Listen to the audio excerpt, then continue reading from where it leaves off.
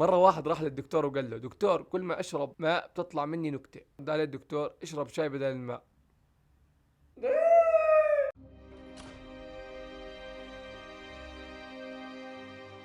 السلام عليكم ورحمة الله وبركاته، كيف الحال؟ ان شاء الله تمام. معكم ايمن ابو كويت. طبعا عارف، صار لي فترة كثير قاطع القناة، انه انشغلت وكسل من هون ومن هون. يعني المهم رجعنا، وان شاء الله رجعتنا قوية تكون. قبل ما بلش المقطع دوس تعملوا اشتراك القناة وتفعلوا زر الجرس وتعملوا لايك هذا المقطع.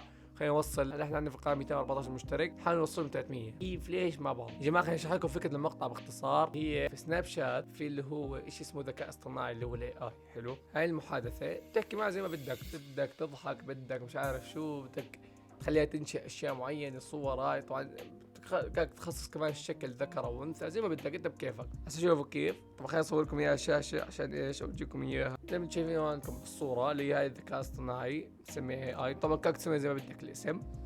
اكتب لي مثلا هلا، طبعا عربي انجليزي كله شغال. هلا كيف اخبار؟ اي شو تمام طبيعي تمام.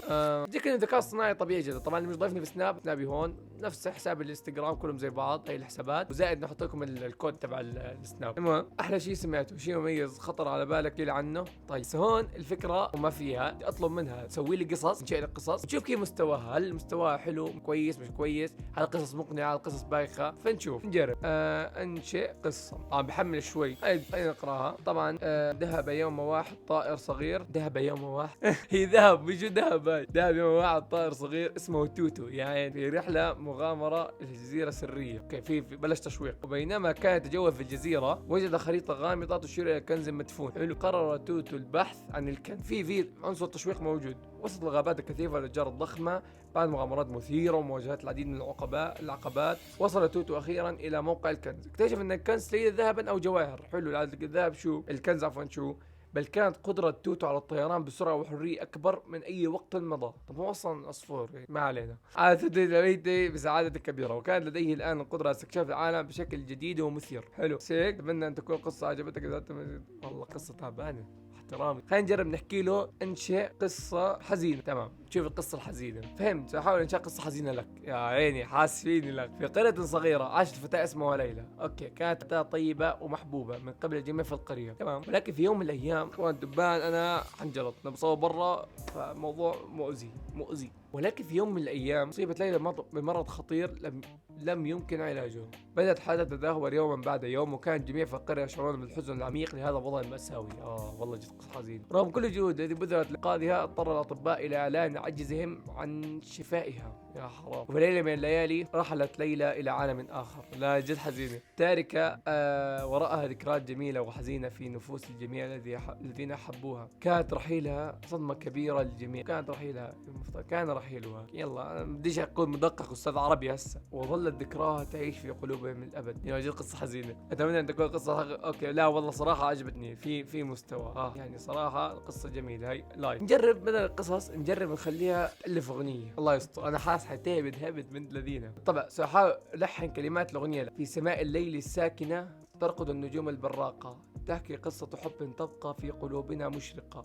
أحلامنا تحلق عالية كالطير في السماء، ونحن نغني بصوت واحد أغنية الأمل والسرور. والله الكلمات مو سيئة، بس حاسة مش راكبة مع بعض كثير، صح؟ يعني في سماء الليل الساكنة كيف ذكر كيف منطق. طيب نجرب أغنية ثانية، أغنية حزينة برضه. نجرب ما لها حزين مش عارف. طيب ألف أغنية حزينة. طيب خلينا نشوف. في لحن حزين وملحن ببكاء. اوه ماي جاد.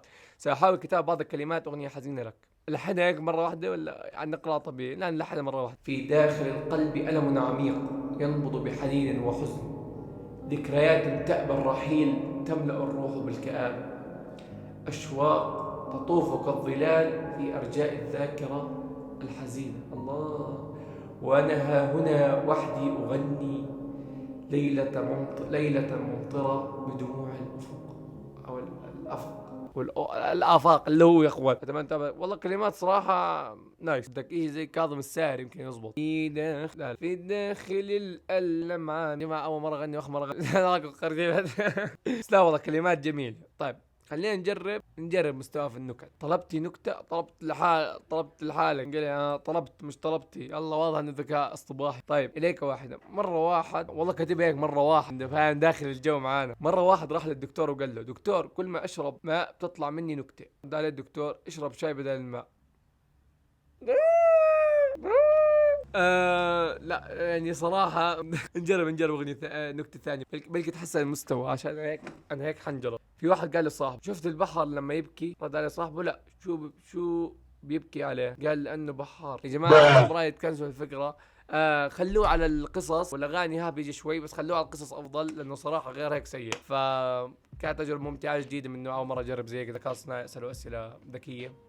أسئلة غبية. طب يعني بما انه هاي خلينا نجرب نسأله سؤال عام. مثلا ما عاصمة الصين؟ نسأله أسئلة هل بيجاوب عليه ولا لا. عاصمة الصين بكين. والله اوكي، والله حلو يعني بيجاوب. اوكي نسأله مثلا ما هو نظام ويندوز؟ طيب سألته ما هو نظام ويندوز. شوف، نظام ويندوز هو نظام تشغيل يستخدم في سوى منتج من قبل نظام ويندوز ان يطقم واسع على العالم المحمول ويوفر وجه الرفع مع القدم. اوكي نايس، والله بيجاوب يعني زي كأنه جوجل، بديل عن جوجل. حلو فيه انه بالسناب شات نفسه، يعني بدل ما تروح جوجل بدك تسأل اجى بالك سؤال شرط في شات مع حدا، فلا عاد تطلع السريع تجاوب عليه وخلاص. المهم يا جماعة هذا كان مقطع اليوم، مقطع بسيط خفيف. فكره أنا اكيد في ناس عملوه كثير، بس انه بالسناب هذا بيعملوه بالذكاء الصناعي الطبيعي اللي هو الشات جي بي تي بسموه. انا بالنسبه لي قلت خلينا نجرب سناب بلكي زبط، وفعلا زبط يعني لحد ما. بقيمه مثلا 7 من 10. قصه تبعته مو سيئه، نكت ما بنصحكم نهائيا، سيئه جدا. ايش اللي بحر يا اخوان، تعبان. المهم هذا مقطع اليوم، لا تنسوا تشتركوا في القناه وتفعلوا زر الجرس وتابعوا لايك المقطع اذا عجبكم، وترقبوا المقطع جاي ان شاء الله. والسلام عليكم ورحمه الله وبركاته.